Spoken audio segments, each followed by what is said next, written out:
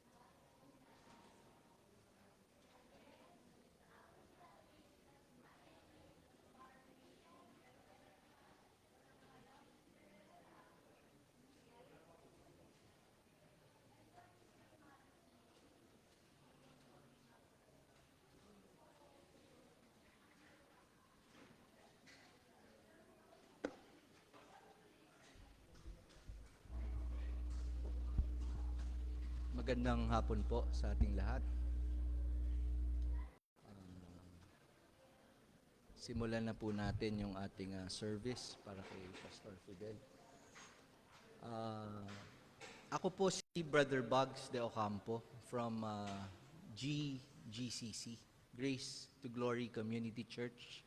Taga-Tarlac po kami, hometown ni Pastor Fidel. Pinangungunahan po ng aming pastor na si Pastor Tim de la Vega.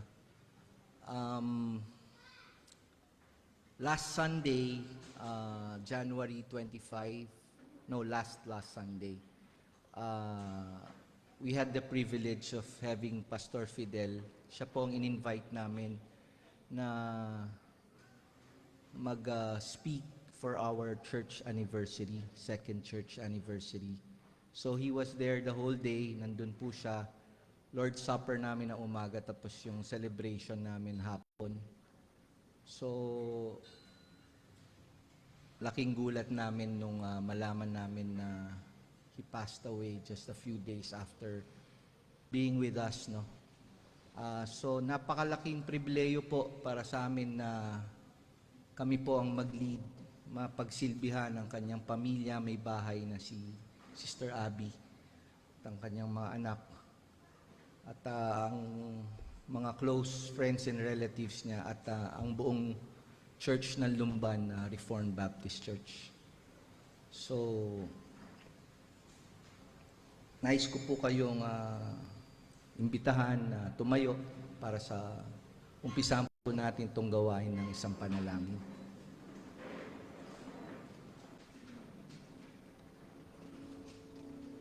Loving Father in heaven, we come before you with humble hearts, acknowledging your goodness and faithfulness. Help us, O Lord, to settle our hearts as we bow down before your sovereign will. We thank you, Lord, for your faithfulness sa buhay ng aming mahal na kapatid, si Pastor Fidel. We thank you even more sa binigay mong blessed assurance sa kanya na makakasama kanya dahil sa aming Panginoong Jesucristo. Salamat, O Lord, that lahat nawa ng mapangyari ngayon will redound to your glory alone. We ask for this in Jesus' name we pray. Amen. Awitan po natin ang ating Panginoon patungkol sa kanyang dakilang katapatan sa buhay ni Pastor at sa lahat ng nagtitiwala sa kanya. Great is thy faithfulness po.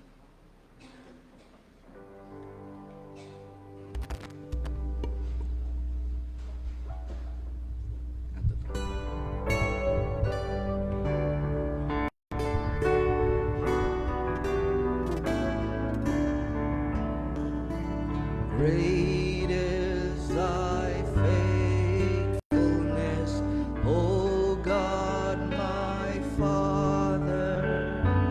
There is no shadow of turning with thee. Thou changest not, thy compassions they fail not. As thou hast been, thou forever will be. Great is thy faithfulness, great is thy faithfulness. Morning by morning, new mercies I see. All I have needed, thy hand hath provided. Great is thy faithfulness, Lord, unto me. Summer and winter and springtime, sun, moon, and stars in their courses above, join with all nature in manifold witness to thy great faithfulness, mercy, and love. Great is thy faithfulness, great is thy faithfulness. Morning by morning, new mercies I see. All I have needed, thy hand hath provided.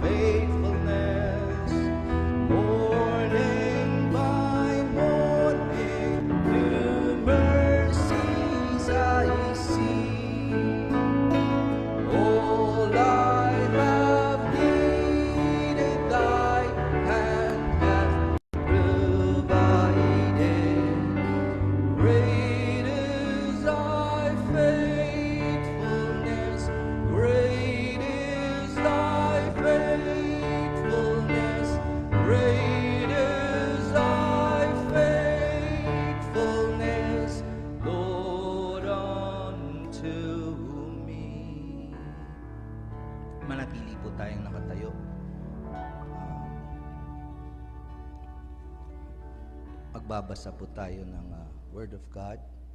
Let's open. Yung mga may Bibles, please open with me. Sa book of Isaiah 57.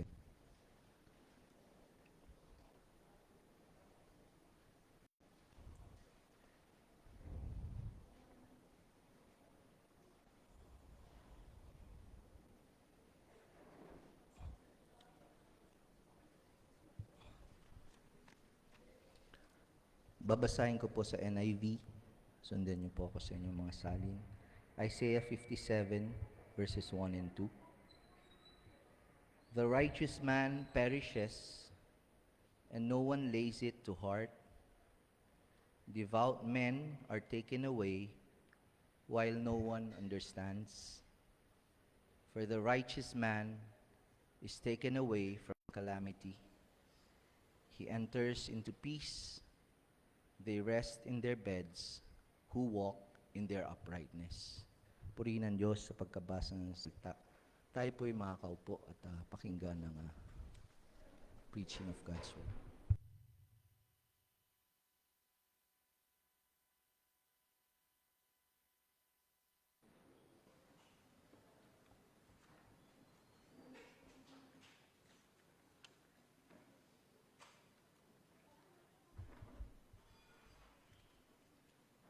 Isang malaking karangalan nga po at malaking pribileyo.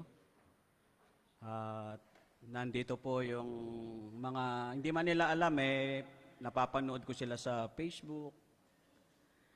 Napakinggan ko na sila sa mga ibang church na mga kilalang pastor po natin sa Pero isang karangalan po na alam ko gusto ko sana akong makikinig ngayon Kaya lang salamat sa Panginoon. At napili po ako na ako ang magdala ng mensahe o devotion natin sa hapong pong ito. Bago po kami magkita muli ni Pastor Fidel, itong 2 years ago, nung mag-start po kami ng isang gawain, isa po kami sa iglesyang tinutulungan niya sa Tarlac, isa sa Moncada, kami po sa Tarlac City. Nakilala ko na po siya. From Mapua, graduate po siya doon. Nung mag-graduate siya, masipag po talaga siya na hindi pa siya pastor noon, pero umiikot siya sa mga barrios na nagpapalabas siya ng film na Jesus. So doon ko po siya nakilala at alam ko yung kanyang paglilingkod. At natuwa nga po ako, 90s yun Hindi ko na matiyak kung anong exact na year. Pero nagkilala kami, nagkita ko ulit kami noong 2024 o 2023 at salamat sa Panginoon. At siya po ang aming mentor ngayon, siya yung tumutulong sa amin doon sa Tarlac. Katulad po nung awitin natin, paano nating masasabi talaga na ang Diyos ay matapat, di po ba? Sa sa passage po na binasa natin ay isang passage ito, isang chapter ito na pinagkukumpara yung buhay ng isang mapalad o ng mga taong mayroong matuwid na buhay at yung mga hindi matuwid na buhay. At alam natin na ang katuwiran ay hindi ayon doon sa ating mga pagkakilala sa sarili natin na tayo ay matuwid. Yamang alam naman natin maraming ginagawa pa rin ang tao na kung sa tingin natin parang nandun yung katuwiran. Sa pag-aaral ko nga po sa GMA ngayon ay tuturo yon na hindi naman nawala yung image of God sa tao. Nakakagawa pa naman din siya ng tama. Pero yung katuwirang hinahanap ng Diyos ay yung katuwirang perpekto, walang pagkakamali. So sino sa atin ang pwedeng magsabi nun? Pinagbubulay-bulayan ko po yon dahil si Kuya Fidel po kasi ang dahil yun nasanay ko din sa kanya. Si Pastor Fidel, ay kung titignan natin yung buhay na parang nandun na yung parang kami po kasi ganun ang pagkakilala namin sa kanya. Isang asin at ilaw siya sa amin. Nakikita namin yung prinipreach niya sa amin, sa buhay niya. Pero ang kanyang ipinakikita ay resulta lamang noong ginawa ng Panginoon sa buhay niya. Si Pastor Fidel ay hindi perpekto. Siya ay makasalanang binigyan lamang ng biyaya at kahabagan ng Diyos. Ganon katapat ang Diyos sa kanya. Yung katuwiran, yung bagay na yon na dapat ay hindi sa kanya, hindi natin deserve na makuha po natin, ay ibinigay din ng Diyos sa kanya, ibinigay yun ng Diyos sa atin. Kaya sa kabilang banda ng ating pagbubulay-bulay ngayon, mga minamahal, kung sakaling wala pa po tayo doon sa kalagayang tinitignan tayo ng Diyos na tayo ay matuwid, tayo po ay nandoon, kabilang doon sa mga sinasabi sa chapter 57 na talagang kahabag-habag ang kasasapitan. Lalong-lalo na doon sa muling pagbabalik ng Panginoon, kapag hahatulan niya na tayo. Walang sino man sa atin ang matuwid. Sinasabi yon ng Biblia sa Roma 3:23, walang matuwid, wala kahit isa. Kagayan ng kamatayan, kundi lalong higit sa espiritual, walang hanggang pagkahiwalay sa Diyos. Doon sa dagat-dagatang apoy na nagniningas, na asupre at apoy na naroroon, walang kamatayang susunugin ng Diyos ang taong walang katuwiran sa kanyang harapan. Di po ba napakatapat ng Panginoon kay Pastor Fidel dahil isa siya doon sa mga biniyayaan. Hindi niya deserve ang kaligtasan, hindi niya deserve ang buhay na walang hanggan. Pero pinili siya ng Diyos bago pa man siya maipanganak. Nasa isip na siya ng Diyos bago pa man naisip ni Pastor Fidel ang Diyos. Mga minamahal, maliban po na ang katuwiran ng Panginoon ay mapasa atin, yan ang binabanggit sa 2 Korinto 5:21. Maliban na ang katuwiran ni Kristo ay mapasa atin, hindi po tayo magiging matuwid sa harapan ng Panginoon. Kaya marahil kung buhay lang si Pastor Fidel, ito po yung laging sinasabi niya rin sa amin, ang biyaya ng Diyos, ang laging ibinabahagi sa amin ni Pastor Fidel.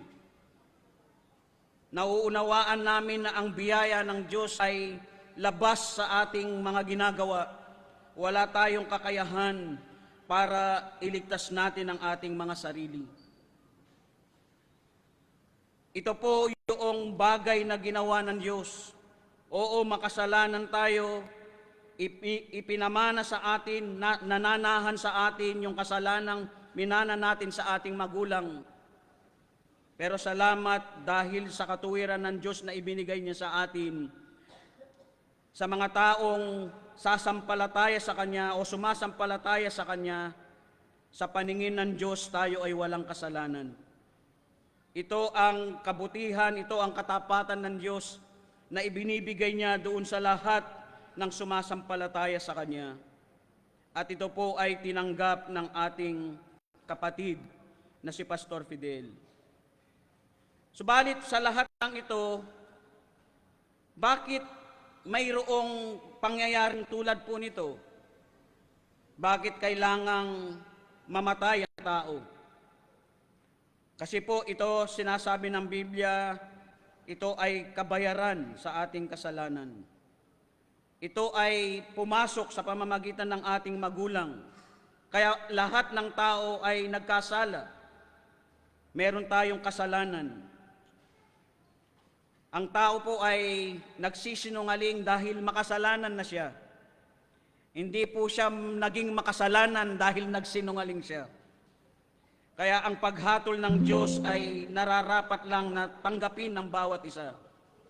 At salamat sa Diyos, ang ating kapatid na si Pastor Fidel ay ligtas na doon sa paghatol ng Diyos. Dahil nasa Kanya ang ating Panginoong Hesukristo. Ang Kanyang ipinangangaral ay totoo sa Kanyang buhay. Nakita po ng inyong lingkod yun at kasama ng aming mga kasamaan doon sa church na aking pinaglilingkuran. Subalit, higit sa kamatayang pisikal, mga minamahal, pag-isipan po natin. Ito ang hamon sa ating mga bisita na ngayon pa lamang po nakapakinig ng Ebanghelyo ng Panginoon. Sana pag-isipan natin, darating ang araw tayo naman. Itinakda sa tao ang mamatay na minsan at pagkatapos ay paghuhukom.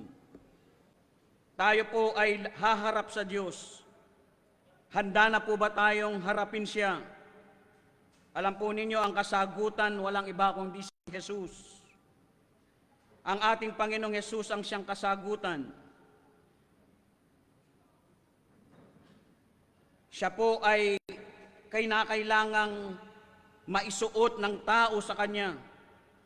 Kailangan natin ang katuwiran ni Kristo at makapagbibigay lamang po niyan walang iba kundi rin ang ating Panginoong Jesus doon sa lahat ng kumikilala at sumasampalataya sa Kanya. Subalit sa lahat ng ito, minsan pumasok sa isip ko noong namatay na po si Pastor Fidel, sabi ko, Panginoon, sana ako na lang. Kasi ang dami pang church na natutulungan ni Pastor Fidel. Minsan ganon yung kaisipan, lalo na po dito sa ating nabasa, ang kaisipan ng mundo hindi maunawaan bakit ang matuwid ay kailangang mamatay. Para sa tao, gumagawa siya ng mabuti para umaba yung kanyang buhay. Para sa tao, gumagawa siya ng hindi labag sa Diyos dahil gusto kanyang humaba yung kanyang buhay. Minsan kahit po sa paglilingkod sa Panginoon, nasasabi natin minsan, maglilingkod ako ng tama sa Panginoon, aayusin ko yung buhay ko sa Panginoon para gamitin pa niya ako ng mahaba sa mundong ito sa paglilingkod ko sa Panginoon. Paano naman si Pastor Fidel? 60 years old lamang po siya. Matanda po siya ng 7 taon sa akin. 53 na po ako itong taon na ito.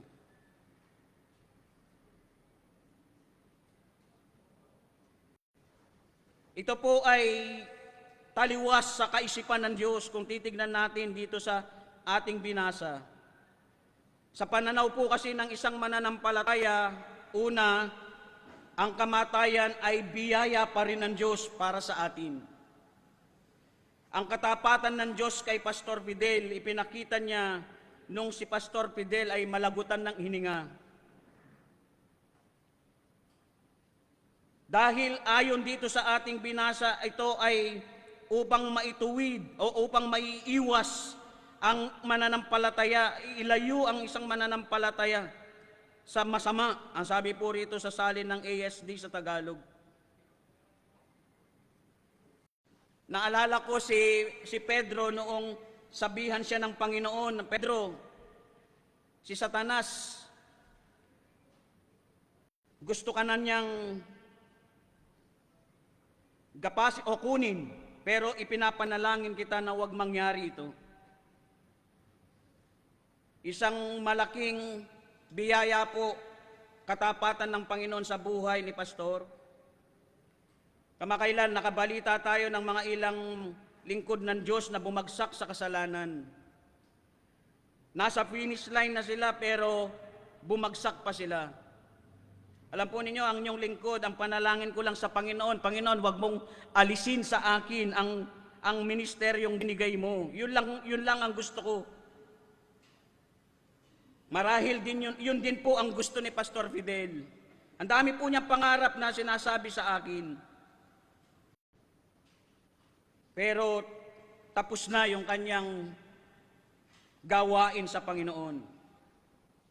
Mga kapatid, sa pamilya po, kay Ate Abby, sa Lumban Reform, sa lahat po ng mga tinutulungan ni Pastor Fidel, mahal natin siya, alam natin yon. Pero mga mahal na kapatid, mas higit na mahal po siya ng Panginoon.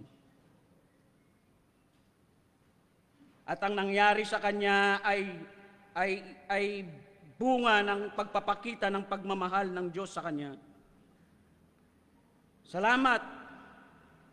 Natapos yung kanyang takbuhin na meron siyang ipinakita sa atin, naging asin at ilaw siya sa atin. Sa Panginoon po ang kaluwalhatian. Hindi po sa kanya, kasi ayaw din ni Pastor Fidel yun. Kilala po natin siya. Kami kilala namin po siya doon. Ayaw niyang pinagsisilbihan. Ayaw niyang kahit iatid mo lang siya, ayaw po niya. Ayaw niyang buhatin mo yung gamit niya. Ayaw niya.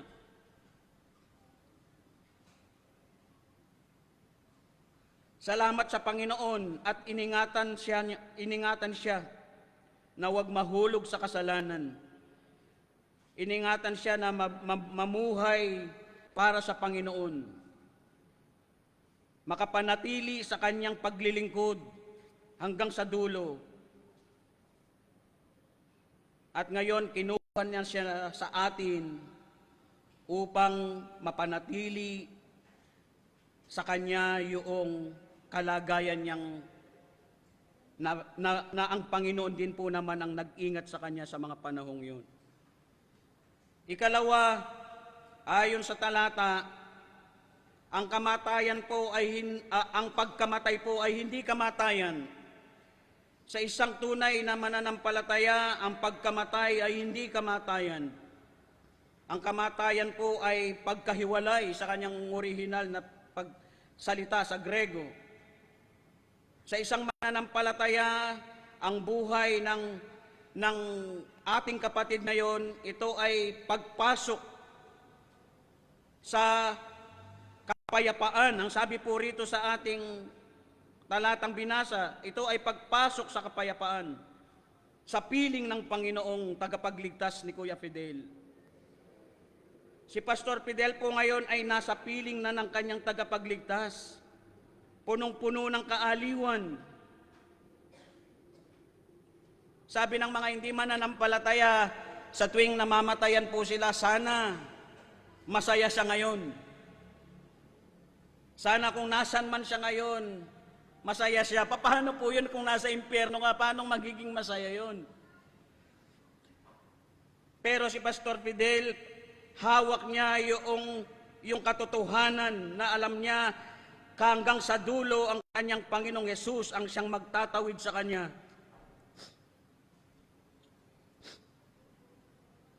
Ang tunay na mananampalataya ay may katiyakan na ang kanyang mahal sa buhay na namatay ay nasa kapayapaan kasama ng tagapagligtas ng ating Diyos, ng ating Panginoong Hesukristo. Napakalaking bagay po yon na wala sa mga taong hindi kumikilala sa Panginoon. Naniniwala tayo, tayong mga mananampalataya, ang dulo ng buhay natin ay hindi katapusan. Kung hindi simula lamang ito ng panibagong o ng tunay na buhay kasama sa piling ng Panginoon. Sinasamba siya, pinaglilingkuran siya, at yun ay tuloy-tuloy. Ang sinasabi pa ng iba, no more pain. Yun po laging nakikita ko sa Facebook Pag may namatayan sila, Nay, no more pain. Hindi po, pag nasa impyerno, tuloy-tuloy yung pain. Walang katapusan. Pero si Pastor Fidel, no more pain po talaga siya.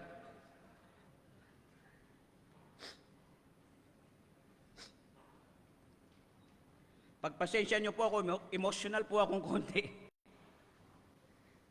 Hindi po siya dumaing. Wala po kaming nakitang pagdaing sa kanya nung nasa amin siya. Siguro may nararamdaman na siya. Ayaw ko mag-assume na wala siyang nararamdaman. Pero wala kaming makita na may nararamdaman siya. Pero tuloy yung kanyang paglilingkod. Maghapon siya sa amin, naka-smile, picture ng picture, tuwa siya sa amin. Sabi niya, pag-pray natin, mag-covenant na kayo.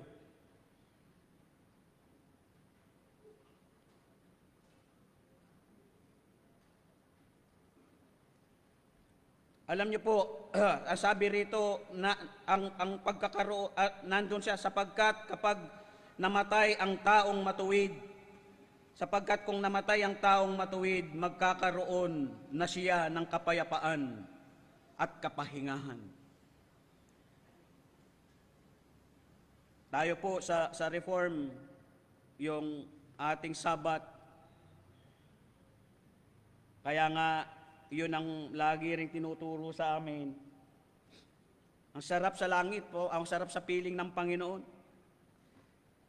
Walang hanggang pagsamba, walang hanggang paglilingkod sa Kanya. Napakapalad po ni Pastor Fidel dahil nandun na siya. Minsan nakakainggit, di po ba? Nasasabi ko rin po yun minsan, kahit doon sa father ko nung namatay siya, tay, naiinggit ako, ikaw, nakatawid ka na. Nasa piling ka na ng Panginoon, ako hindi ko alam paano ko tatawirin. Pero alam natin na meron tayong Panginoon na tutulong sa atin. Yun ang katapatan ng Panginoon, mga minamahal.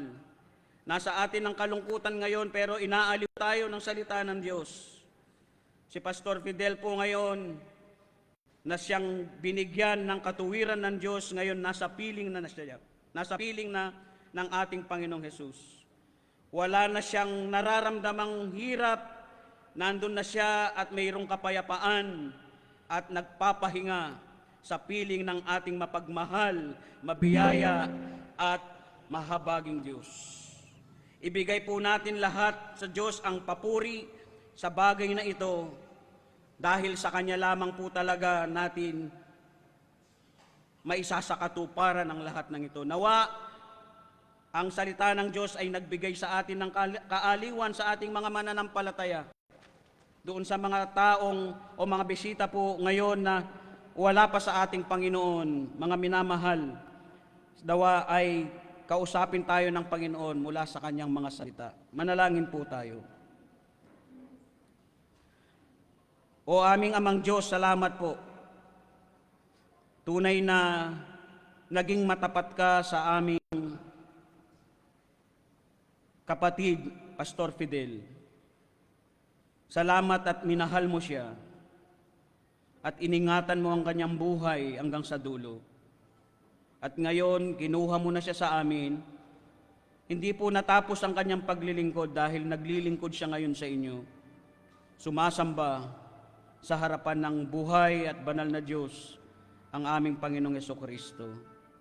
Salamat po sa isang mananampalataya, ang pagkamatay ay hindi po kamatayan. Ito po ang aming panalangin sa pangalan ni Jesus na aming Panginoon. Amen.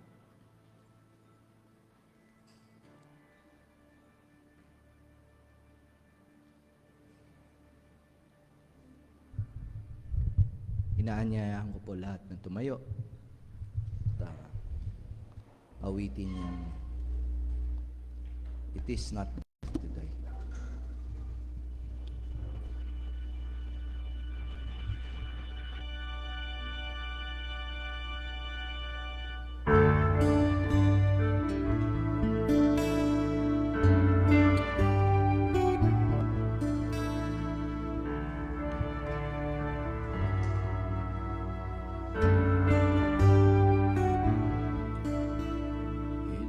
Not death to die, to leave this weary road, and join the saints who dwell on high, who found their way with God.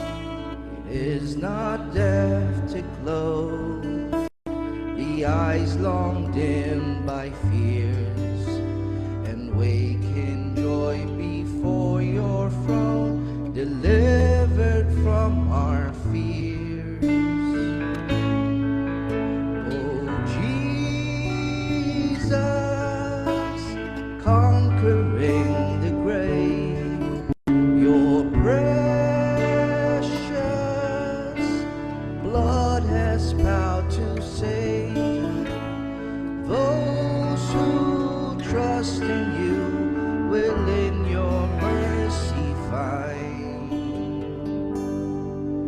that it is not death to die.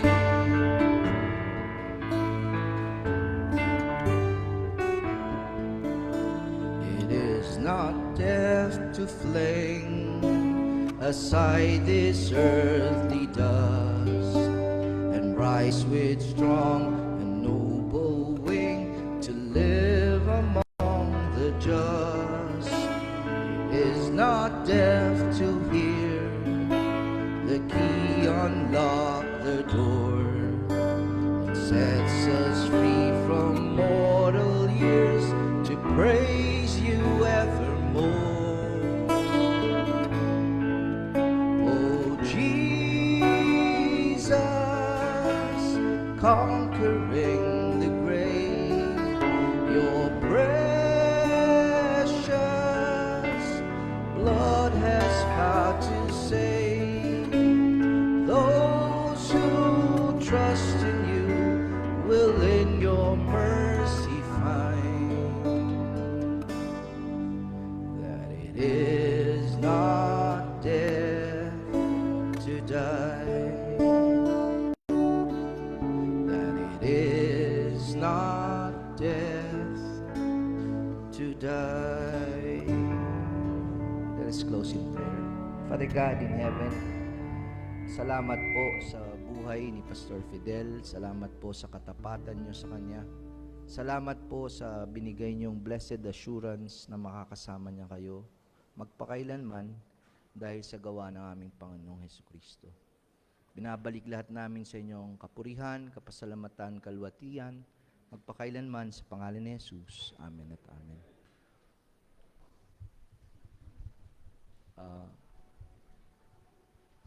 Sa pagkakataon pong ito, binibigay ko sa church ni Pastor Fidel. Meron po silang presentation or gagawin sa pagkakataon ito.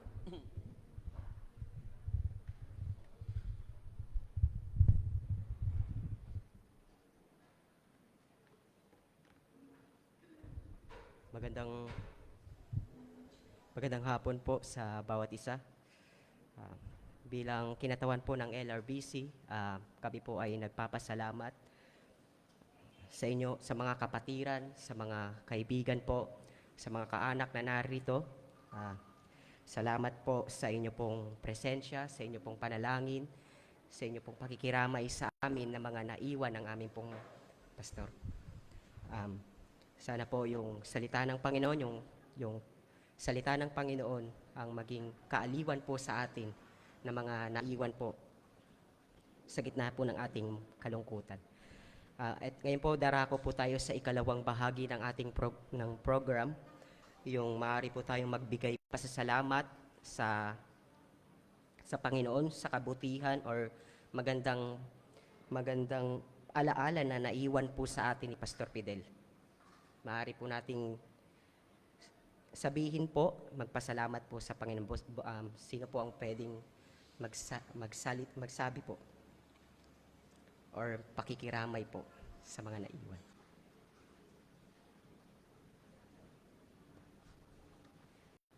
Yung mga hindi pa po nakapagpasalamat sa Panginoon or si Pastor Ron po.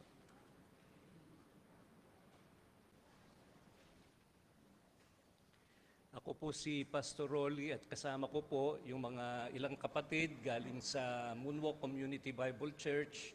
Inaanak ko din po si Pastor Fidel at saka si Abby sa kanilang kasal. At isang kagulat-gulat na bagay yung balita na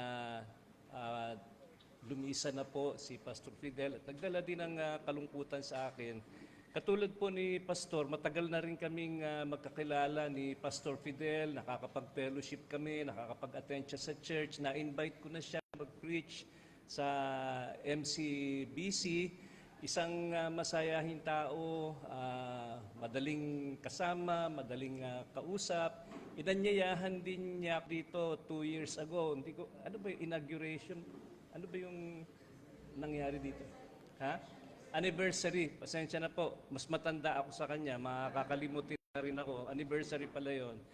Kaya ano po, pero tama-tama nga po yung message na pinreach, especially sa buhay ni Pastor Fidel. Isang malaking encouragement, isang malaking loss sa Rebap community, pero alam natin na isang malaking karagdagan din sa langit si Pastor Fidel. Kaya nakikiramay po kami, Sister Abby, at sa mga brethren dito sa Lumban.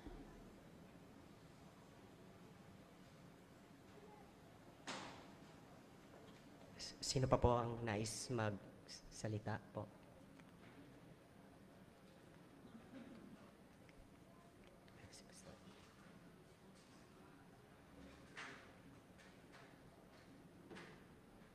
Magandang hapon po. Kikiramay po kami sa Las Piñas Jesus Christ Covenant Church. So si Pastor Fidel po ay nakasama ko po sa isang seminar sa Cavite sa Jabez Campsite. So hindi pa kami masyadong hindi pa kami magkaibigan, pero doon ko siya nakasama. So hanggang sa tumagal sa pag-a-attend ko po doon, ay naging parang close na kami. At meron po tayong prison ministry sa mga jail ng Cavite. Ay na-invite ko na rin po siya doon. At siya din ang nagbibigay sa akin ng encouragement na ituloy mo yung ministry sa bilangguan. So, at marami rin po siyang nag-preach na rin po siya sa Las Piñas, sa church namin. At laging nagpapaalala siya, magpatuloy ka sa paglilingkod sa ating Panginoon. Tsaka, ang hindi ko makakalimutan po sa kanya ay yun nga yung sinner din nung nag-preach dito kanina na humble si pastor. Yung hindi mo siya makikita na yung kahit parang cowboy yung salitang kanto, parang cowboy siya. Kahit sino basta yung close na ang dating sa kanya. Hanggang sabi niya, pagka pumunta ka sa bahay namin, welcome kayo doon. So nakapunta na rin po ako sa bahay nila. 2 beses na po ako nakapunta. So yun po yung mga experience ko kay pastor na hindi ko makakalimutan. At yun nga, na kahit na ay iniwan tayo, alam natin na sa piling na siya ng Panginoon. So mas lalong sa akin na magpatuloy po sa ministry ng Panginoon. Yan lang po, sa Diyos po ang kapurihan.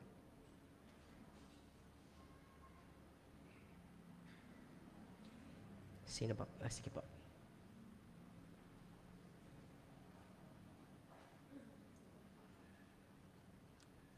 Huling pagkakataon ko na kasing 1992 po, magkasama na kami ni Pastor Fidel. We're classmates in Mapua. We're both electrical engineer. We graduated from Mapua together. Nauna lang ako sa kanya ng 1 year. And magkasama din kami sa church, sa Trinity Reformed Baptist Church under Pastor Gloria. Noon pa man, iba na talaga yung seal niya. Isipin nyo, taga-Tarlac siya, yung church nasa Manila. Nag-a-attend siya doon sa amin sa Manila. So, Pastor Fidel ay napakalaki ng niya sa akin.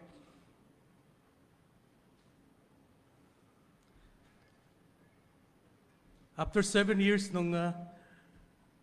that I was a member in TRBC, I moved overseas. Nag-work po ako sa labas. And then I returned. I came back in 2018, and I found out he's a pastor. What a blessing.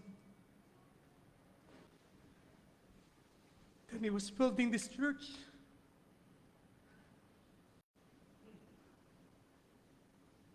I was so struck. Sabi ko, wow, ang laki-laki ng church na pinapagawa mo. But it shows you yung kanyang faith kung gaano kalaki.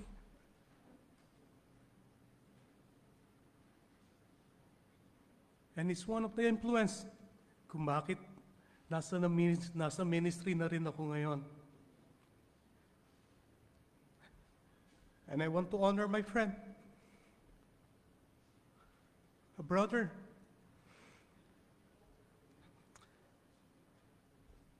Thank you for your faithfulness.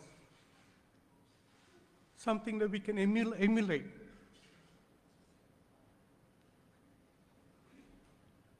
I don't want to cry, but I can't help it. It's just coming out naturally. Kasi kahit hindi kami nakikita madalas, every time that we see each other, ay parang hindi kami nagkahiwalay. He's very close. And I really cherish the time that we're together. At sa mga nandito,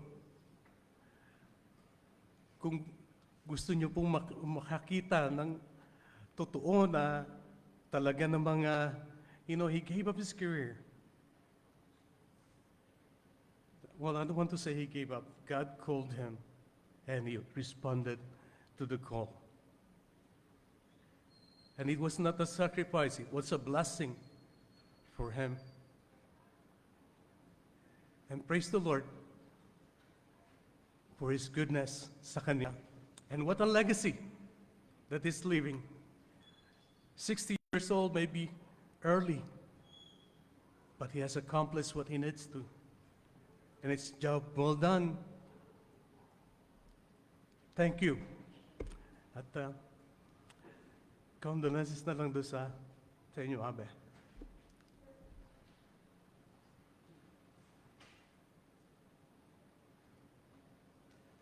Sino po ang nais magbigay?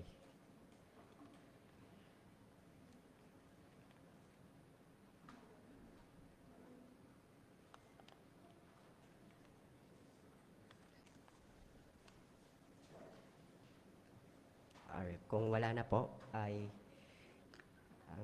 ipapalabas po natin yung tribute videos ni Doktora.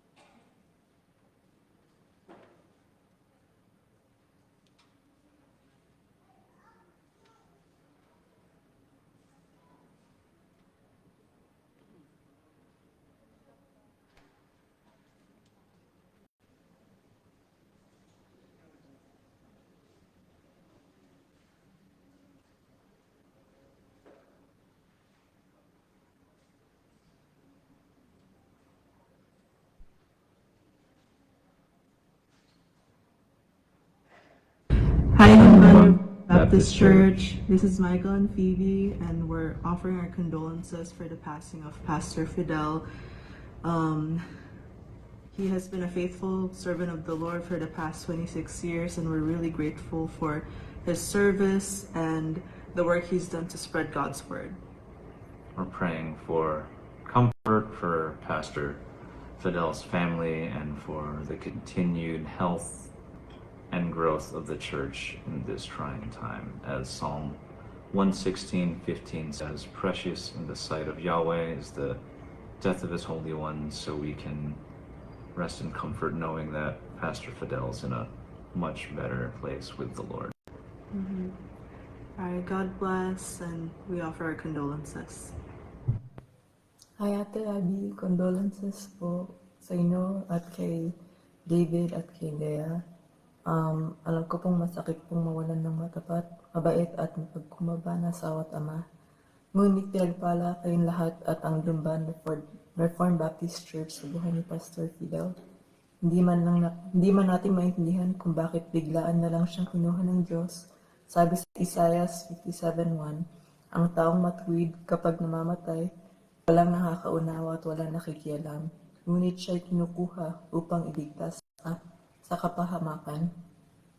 Nakasulat din sa Romans 8:28, alam natin na sa lahat ng bagay, gumagawa ang Diyos para sa ikabubuti ng mga umiibig sa Kanya, na Kanyang tinawag ayon sa Kanyang layunin.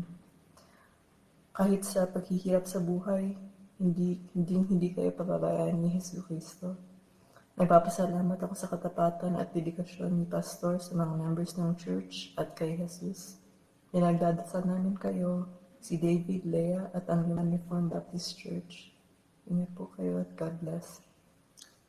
We are thankful for Pastor Fidel's ministry and Lord using him for his glory. Our condolences, and we will keep you and your family in our prayers, and we'll pray for comfort and that ultimately we know that our Lord is wonderful, merciful, and good, and we cling to that each and every moment.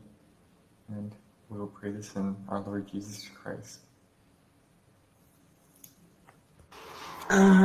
Napakasakit ng pagkawala ni Pastor sa ating kalagitnaan. And hindi ko pa rin ma-process ang mga nangyari. Napakabilis. Tsaka sa tuwing marirealize ko na wala na siya ay umiiyak ako dahil iniisip ko ang church parang naiwan tayo like orphan. Wala tayong shepherd. Sana wag tayong maghiwa-hiwalay. Okay? And then nakikiramay lalo ako kay Abby. Now you will be a father and a mother to your kids. Don't be so engrossed with your work, and di ka naman namin pababayaan, Abby, despite everything. And kay David, Kuya, take care of mga nanay, ha? Take care of Leah. Leah, magpakabait ka, wala na si tatay. Lagi mong susundin si nanay. Okay, at sa church naman, please let us all persevere in our faith and wait upon the Lord. Kung anong leading niya, anong provision niya. Huwag tayong magmadali na maghanap ng replacement, but we should be on our knees praying for God's provision for us. Okay, nakikiramay ako, nakikidalamhati, at napakasakit sa akin na mawalan ng pastor na nag-alaga sa atin for 26 years. Okay, and we like the song said, like him, he will hold us fast. Hahawakan tayo ng Panginoon hanggang sa kanyang muling pagdating. Lagi nating i-meditate ang 1 Timothy 3:1-7 na huwag tayo magmadali sa pagpili ng kapalit ni Pastor. Hintayin natin ang provision niya. Okay? Yeah, that's all I can say. Thank you.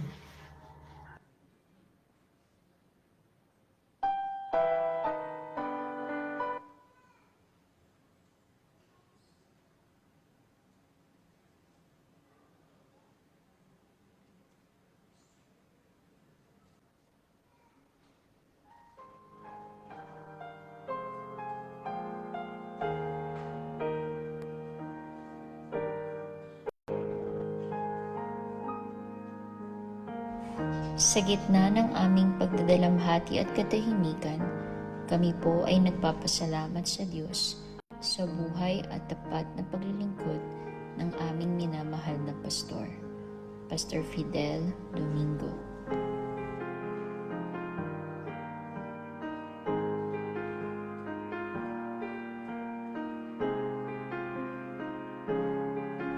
Ang kanyang buhay ay hindi nasukat sa dami ng kanyang nagawa, kundi sa lalim ng kanyang pagsunod at katapatan sa tawag ng Panginoon.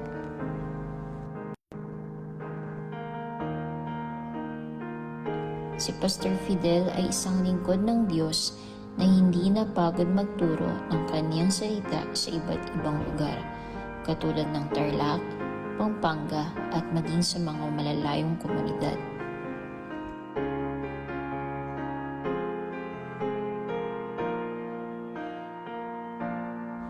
Hindi siya umasa sa makabagong kagamitan. Sa halip na laptop o mga presentasyon, madalas ay Manila paper at panulat lamang ang kanyang ginagamit. Sa simpleng paraan na ito, ang salita ng Diyos ay naging malinaw, buhay, at makapangyarihan para sa lahat ng kanyang tinuruan.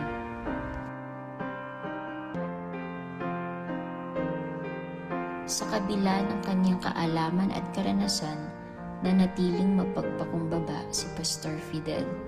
Hindi siya humiling ng espesyal na pagtrato o pagkilala ng tao. Para sa kanya, sapat na ang tawaging isang simpleng lingkod ni Kristo.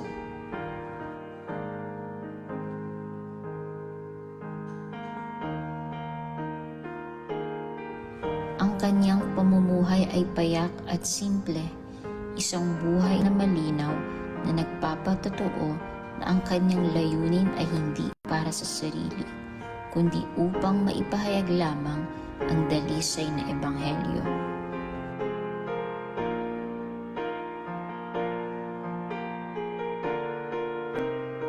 Ngayon, bagamat masakit ang aming pamamaalam, kami ay may pag-asa at kapayapaan na ang aming pastor ay tapos na sa kanyang takbuhin. At ngayon ay nasa piling na ng Panginoon na kanyang tapat na pinaglingkuran.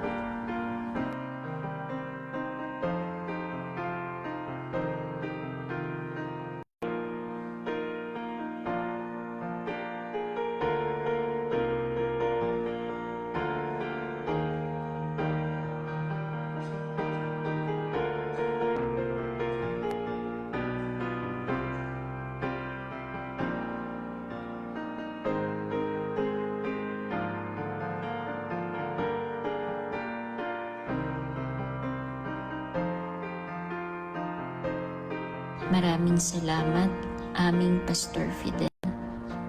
Ang iyong buhay ay naging biyaya at ang iyong mga turo at paalala ay mananatili.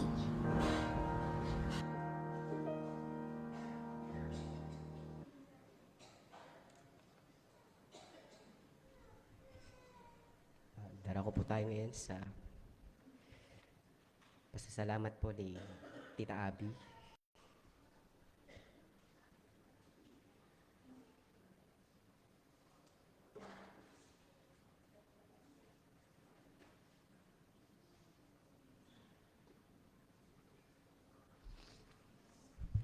Magandang hapon po sa inyong lahat. Ako po'y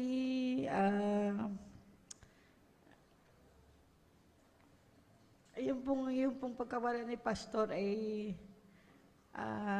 noon nga pong actually hindi nga po niya ako kasama, nasa workshop ako. Sa gabi nag-communicate lang kami ng aking pamangkin. Pero nung sabihin niya sa akin, bandang alas 5 na wala na si Pastor, kaagad hiningay ko yung biyaya sa Panginoon. Nabigyan ako ng lakas. Bigyan niya ako ng composure. Kaya, basta nung gabing yon kasama ko si Sister Mayan Barilla, asawa ni Pastor Ike, magka-partner kami sa DOST project. Kada may tawag si Jan, hinihila ko si Sister Mayan para kami mag-pray. Wala akong ibang kakayahan gawin para sa Pastor Fidel, kundi hilahin si Sister Mayan. Sister Mayan, ipag-pray mo naman. So, 2 matitinding prayers po ang ginawa namin ni Sister Mayan doon sa room namin doon sa aming venue na napakalayo po sa bayan, kaya hindi na po ako nakauwi. At iniisip ko rin po na kung ako'y uuwi, magpapanik, gabing-gabi, sabi ko baka naman 2 pa kami na maiburol ngayon. Kaya i-wisdom na rin ng Panginoon na binigyan niya ako ng composure. Sabi ko may dalawa pa akong anak na paglilingkuran at saka iglesia. So actually, kanina pa ako iyak ng iyak doon. Kasi hindi ako naiiyak dahil si Pastor ay kinuha ng Panginoon kasi alam ko na siya ay nasa mas maayos na kalagayan kaysa sa akin o kahit kanino man dito sa ating lahat. Pero talaga ako po'y naiiyak dahil sa ebanghelyong ipinangaral kanina. Napakaganda ng ebanghelyo.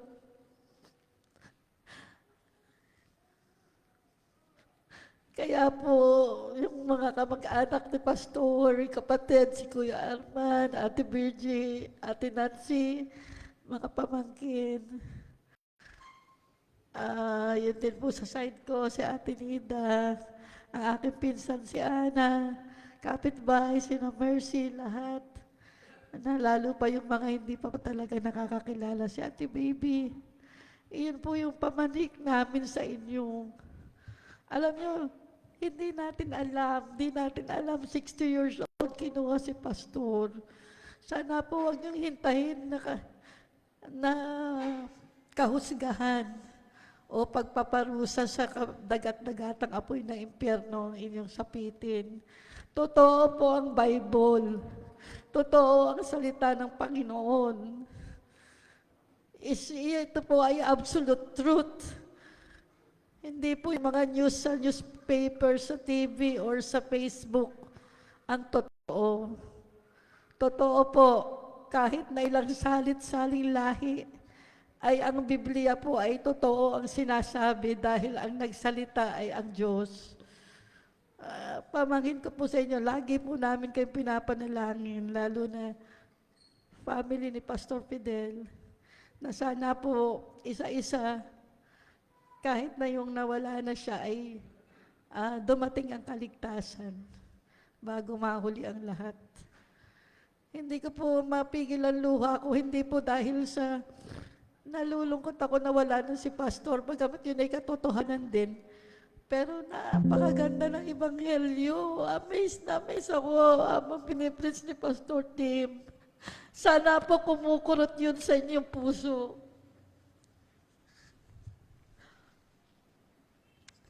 Sana po magkapuwang sa inyong puso ang Ebanghelyo. Hanapin niyo ang Panginoon habang siya'y matatagpuan. Iyon po ang kalooban ng Diyos sa bawat isa sa atin. Hindi ko rin po alam kung kailan ako kukunin ng Panginoon. Hindi natin alam. Pero, ayun, at least nasabi ko rin po ito sa inyo. Nabuhay pa ako. At tulungan niyo ako sa panalangin para sa aking pamilya, para sa aming iglesia. Tama si Dr. Nenet, maghihintay tayo sa Panginoon. Ang Rebap Association ay nagsabi naman po sa akin na pagmimitingan at kung paano tayo susuportahan. At alam ko tayo ay makakakain every week ng mga salita ng Panginoon. So yun po sa aking mga kababayan dito sa Lumban. Sana po magligtas ng makapangyarihan ng Panginoon sa lugar na to at sa mga iba pang bayan. Pagliligtas na nagmumula lamang sa Panginoong Jesus. Kasi yung dugo niya, ibinuhos niya para sa ating mga makasalanan.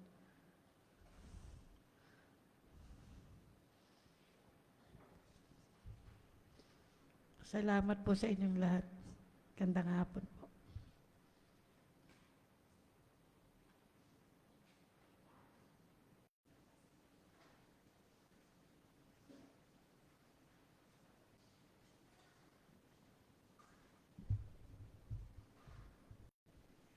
Tinatawagan po ang lahat po ng mga LRBC brethren. Tayo po ay aawits para sa Panginoon.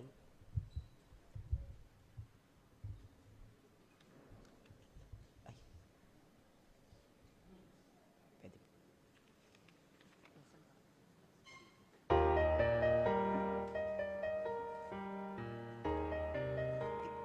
Saan po daw po aawit?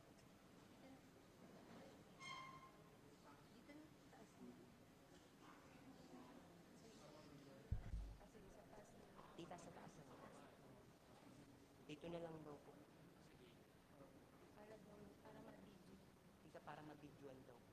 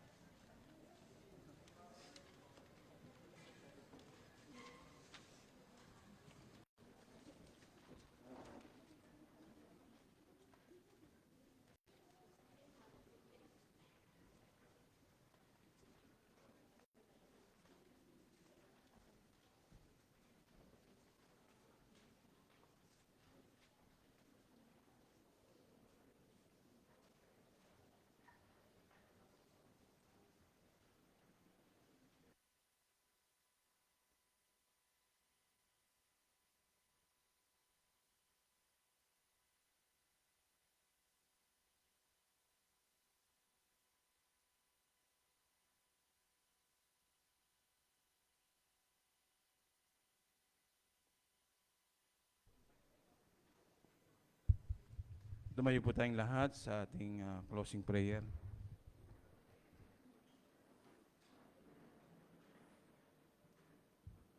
Panginoon, nagpapasalamat po kami sa okasyong ito, Panginoon, na bagamat ang iyong lingkod na si Pastor Fidel ay inyong kinuha, meron din kami kagalakan na sapagkat siya ay may katiyakan sa iyong piling siya makapunta dahil sa kanyang pagtitiwala at pananampalataya sa aming Panginoon Jesus. At hindi lang po ito, Panginoon, nagpapasalamat din kami na ito'y hindi lang niya sinampalatayanan, kundi ito'y kanyang isinapamuhay at ibinahagi sa marami. Natunay nga po, Panginoon, gaya ni Apostol Pablo, na hindi niya ikinayang ibanghelyo bagkus ito'y kanyang ipanamahagi, pinangaral sa marami, sapagkat naniniwala siya, Panginoon, naniniwala, maging kami, na kami aabuti ng kamatayan, na may katiyakan na bawat isa'y mamamatay at haharap kami sa iyo, Panginoon, upang kami inyong hukuman, na ang sino mang hindi nasumpungang sumasampalataya sa Panginoon Jesus ay may kaparusahan.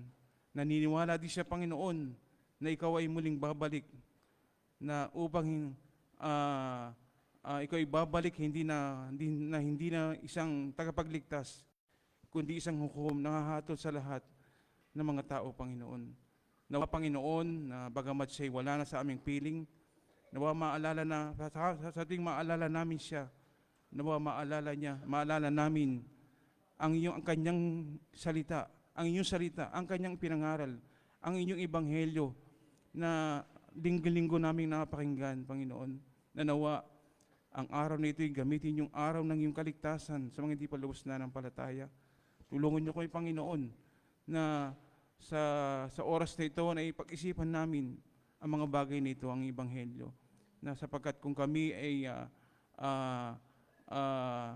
kung kami papanaw sa iyong kaparaanan, Panginoon, na nawa po, masumpungan kami na tunay na sumasampalataya sa aming Panginoong Jesucristo. Mahabag po kayo, Panginoon, magligtas po kayo sa aming kalagitnaan at gayon din sa makapatiran po namin, Panginoon, naway tulungan niyo po kami na magpatuloy na bagamat wala na po si Pastor, na tunay nga po, Panginoon, na hindi kami nakadepende sa mga leader, Panginoon, na mga tao mo, Panginoon, kundi tunay nga po, Panginoon, ikaw lamang, Panginoon Jesus, ang siyang patuloy na tutulong sa amin na matapos namin ang takbuhing inyong binigay sa amin hanggang sa iyong muling pagbabalik. Dalangin po namin, Panginoon, ang lahat ng ito sa pangalan ng aming Panginoong Jesus.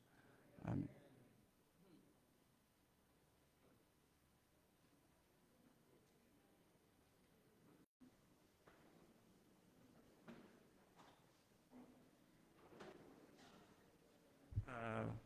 Diretso na po tayo doon sa memorial.